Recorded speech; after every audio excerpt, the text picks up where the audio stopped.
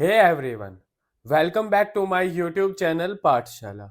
आज जो पोयम हम करने जा रहे हैं उसका नाम है द कैननाइजेशन, जिसे जॉन डन ने लिखा था और इसे पब्लिश उनके कलेक्शन पोएम्स में 1633 में किया गया था।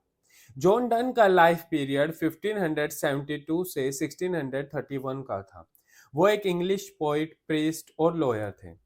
डन की कुछ नोटेबल पोएम्स है the good morrow, the canonization, a valediction forbidding mourning. Canonization word का मतलब कैथोलिक क्रिश्चियन रिलीजन में एक ऑर्डिनरी रिलीजियस पर्सन को सेंट में चेंज करने की प्रोसेस को कहते हैं। पोएम का यह टाइटल सजेस्ट करता है कि पोइट और उसकी बिलाउड फ्यूचर में सेंट्स ऑफ लव बन जाएंगे और पूरे वर्ल्ड में वो दोनों लव के ट्रू सेंट कंसिडर किए जाएंगे। पोइट यह पोएम अपने एक दोस्त को एड्रेस करता है जो पोइट को उसके लव मेकिंग में डिस्टर्ब कर देता। पोइट उससे अपील कर रहा है कि वो वहां से चला जाए ताकि पोइट अपने लव मेकिंग को कंटिन्यू कर सके।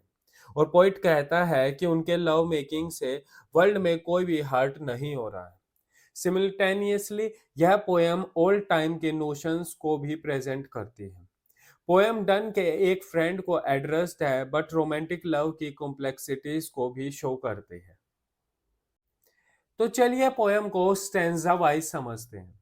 स्टैंजा वन में पोएट कहता है कि for God's sake hold your tongue and let me love, और चाइल्ड माई पैल्सी और my gout, my five grey hairs और ruined fortune flout, with wealth your state, your mind with arts improve. Take you a course, get you a place.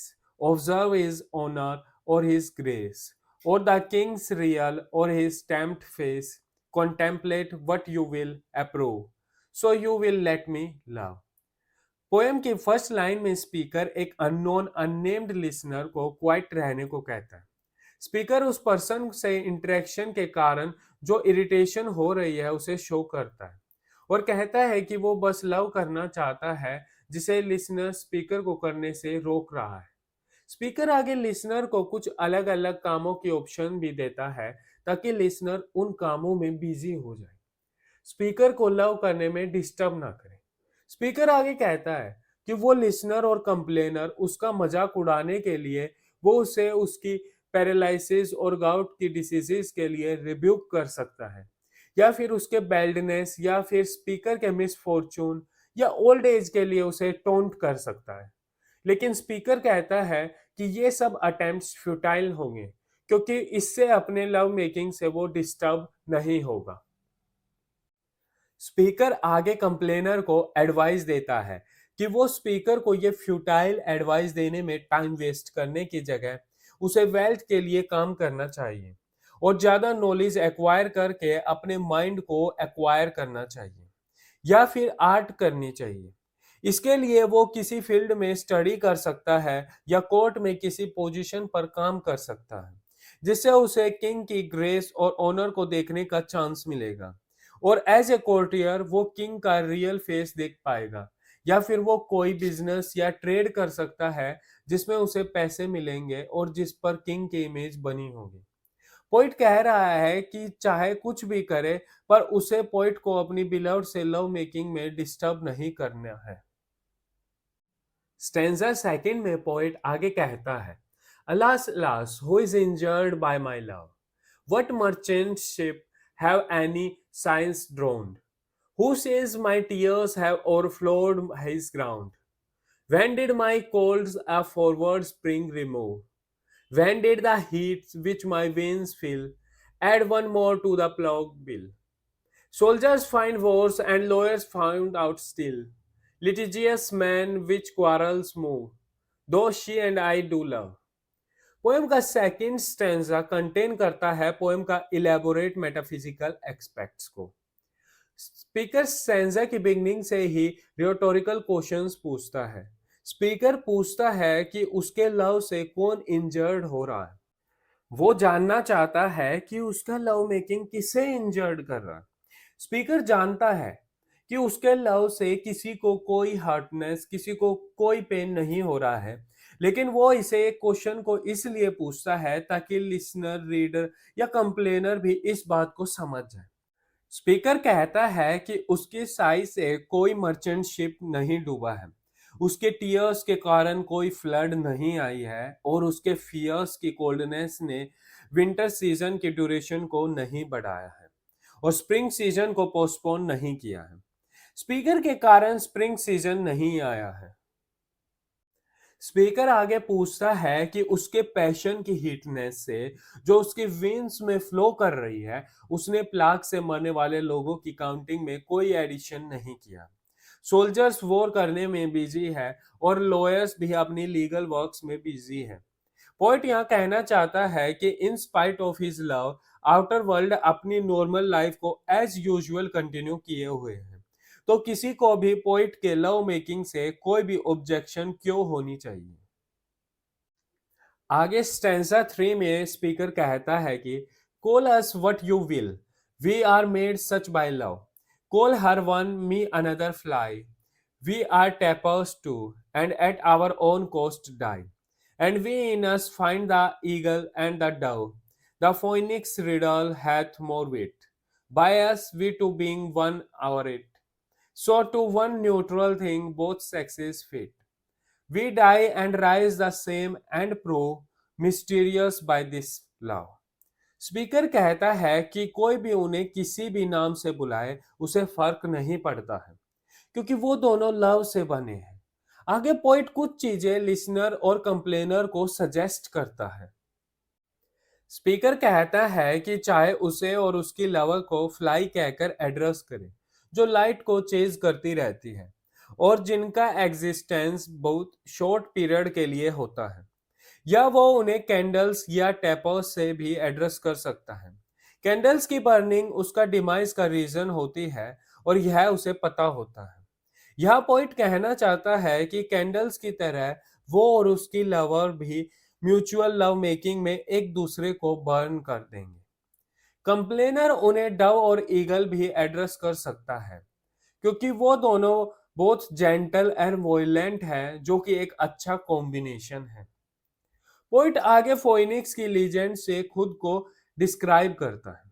Physical existence में वो दोनों अलग अलग bodies में हैं, लेकिन पोएट खुद को और अपने बिलव्ड को एक ही मानता है और आगे कहता है कि जब उनकी डेथ हो जाएगी तो वो जिस फॉर्म में अभी है उसी फॉर्म में वापस लाइफ में आ जाएंगे, जैसा मिथिकल वर्ड फोइनिक्स अपनी डेथ के बाद अपनी ही ऐश से वापस राइज करता है और अपने लव में वो दोनों इस मिस्ट्री को ट्रू प्रूव कर देंगे। स्पीगर स्टैंजा 4 में कहता है कि we can die by it if not live by love, and if unfit for tombs and hearse our legend be it will be fit for verse, and if no piece of chronicle we prove we will build in sonnets pretty rooms, as well a well-wrought wind becomes the greatest ashes as half-acre tombs, and by these hymns all shall approve us canonized for love. Speaker आगे कहता है कि अगर lovers को उनके love से immortality नहीं मिलती है तो अपने प्यार के लिए मर सकते हैं। उनके लव की स्टोरी शायद किसी टॉम या मोन्यूमेंट्स के लिए वर्दी ना हो, पर उनकी लव स्टोरी पोएट्री के लिए इंस्पिरेशन के लिए काफी अच्छी है। पोएट आगे अपने लव को और डिस्क्राइब कर रहा है। पोएट आगे कहता है कि उनका लव शायद हिस्ट्री बुक्स में रिकॉर्ड नहीं किया जाएगा, लेकिन उनके लव के बारे में सोनेट्स और लिरिक्स में जरूर मिलेगा। और जैसे ग्रेट मैन की एशेज को सेफ और प्रेजर्व किया गया था या बड़े बड़े टॉम्स बनाकर उन्हें प्रेजर्व किया जाता है, ठीक वैसे ही उन दोनों के लव की वर्ल्ड में रिस्पेक्ट की जाएगी और उन्हें कैनोनाइज्ड लवर्स कहा जाएगा, जिसका मीनिंग है सेंटली लवर्स। जैसे सेंट्स का लव गॉड के लिए कैनोनाइज्ड है, उसी तरह वो दोनों भी लव के लिए कैनोनाइज्ड हो जाएंगे। उनका लव प्योर और सेल्फलेस है। लास्ट स्टेंजा 5 में स्पीकर कहता है कि and thus invoke us your whom reverend love made one another's hermitage, you to whom love was peace that now is race, who did the whole world's soul contract and draw, into the glasses of your eyes. So made such mirrors and such spies that they did all to you epitomize. Countries, towns, counts, back from above, a pattern of your love. अब जब उन lovers को love का Saint accept कर लिया गया है, तो अब लोग उनकी ब्लेसिंग्स के लिए उनसे प्रे करेंगे।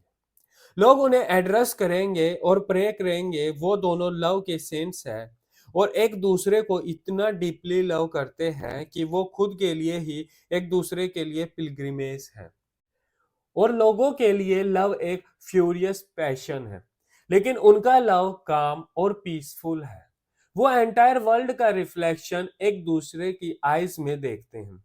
तुमने पूरे वर्ल्ड को कांटेक्ट किया है, हम उसे तुम्हारे आईज में देख सकते हैं। तुम्हारे आईज में हम सब कंट्रीज, टाउन्स और कोर्ट्स को देख सकते हैं, जो एक मीनिंगफुल प्लेस दिखती है। और तुम लव के सेंस हो, तो हम गॉड से प्रे करते हैं कि हमारे लव को भी तुम्हारे लव के जैसे प्योर कर दें, ताकि हम भी लव को पीसफुली और ब्लिसफुली फील कर सकें।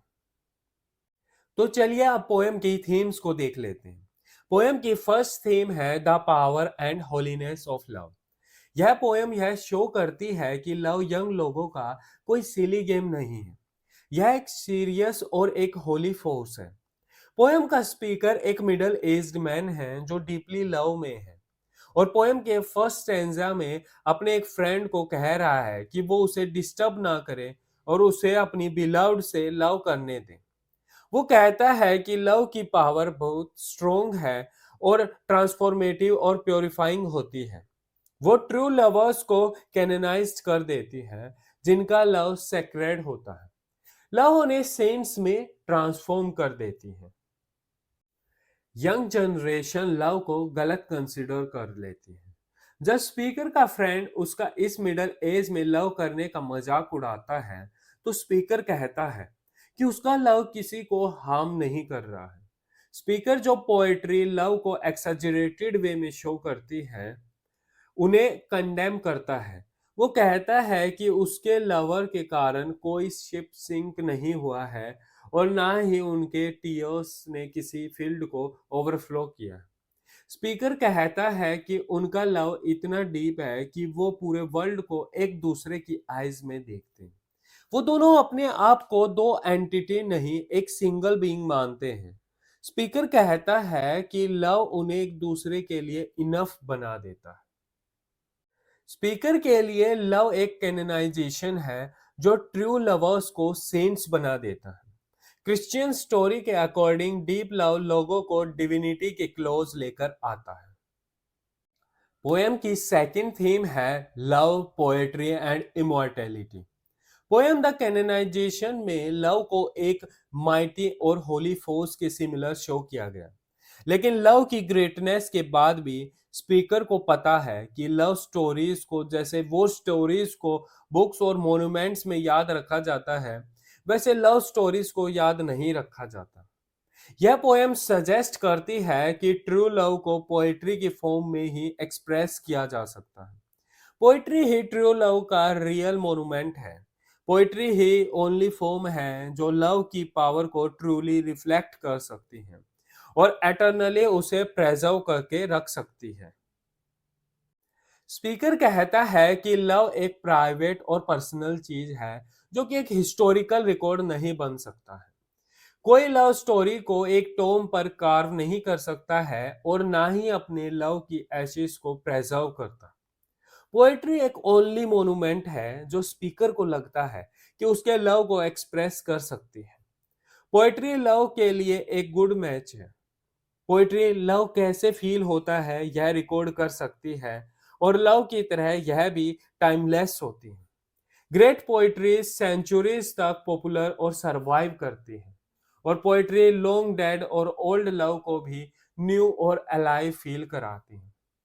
स्पीकर कहता है कि पोएट्री लव को इमोर्टल बना देती है और उसे कभी एंड नहीं होने देती। और इसी के साथ हमारी पोएम खत्म हो जाती है। So thank you guys, that's it for today. Don't forget to like, share and comment on the video and subscribe my channel.